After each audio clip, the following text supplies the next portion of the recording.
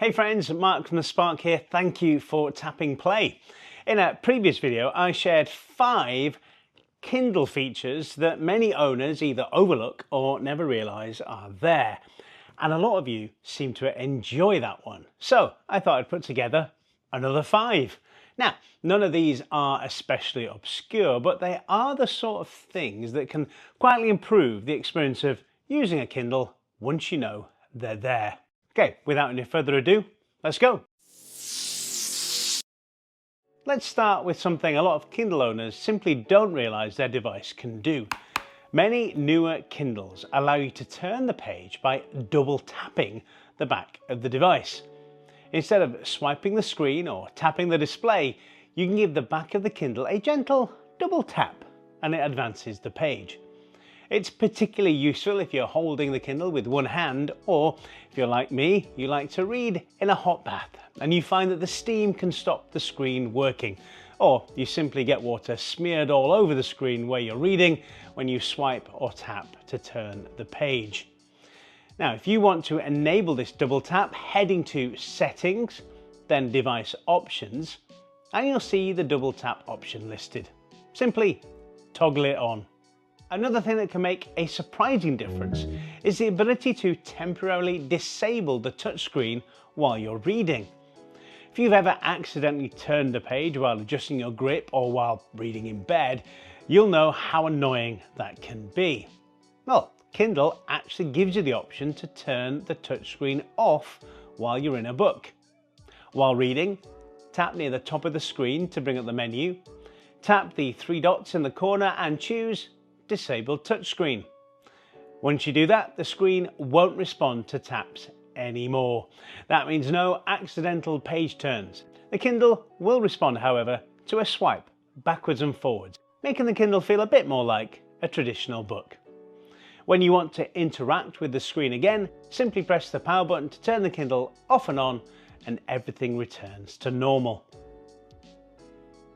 The next feature is one that many people overlook because they assume a Kindle is only really for books purchased from Amazon. In reality, you can send your own documents, articles and PDFs directly to your Kindle and read them just like a normal book.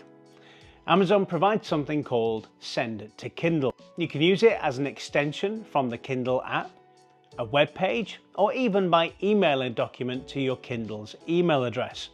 Once the file arrives on the device, it behaves very much like a regular Kindle book, so long as you selected the option to let it convert your file. You can change the font size, highlight text, make notes, and all that good stuff. So if you ever come across a long article online, a research paper, or even your own documents that you prefer to read away from a bright screen, sending them to your Kindle can make the experience much more comfortable. Most people know that you can change the size of the text on a Kindle, but many don't realize you can also adjust how bold the text appears. And this can make quite a big difference depending on your eyesight and the lighting conditions you're reading in. While reading, tap the top of the screen and open the AA menu. From there, go into the font setting and you'll see a boldness slider.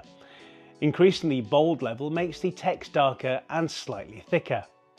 Bolder. Some people find this much easier to read, and it's really good if you like the font you're using but find it a bit thin. It's a small adjustment, but once you find a setting that works for you, it can make reading feel noticeably more comfortable. Now, before we get to the last feature, if any of what I've shared so far has made you think, I didn't know it could do that, then why not subscribe for more videos like this in future, and if I may be so bold, also consider buying me a digital coffee. There's a QR code on the screen here if you fancy doing that, and there's also a link in the description. Okay, here we go with the final feature. There's something that shows on your Kindle screen the whole time while you're reading, but how many of you don't realize it can be changed?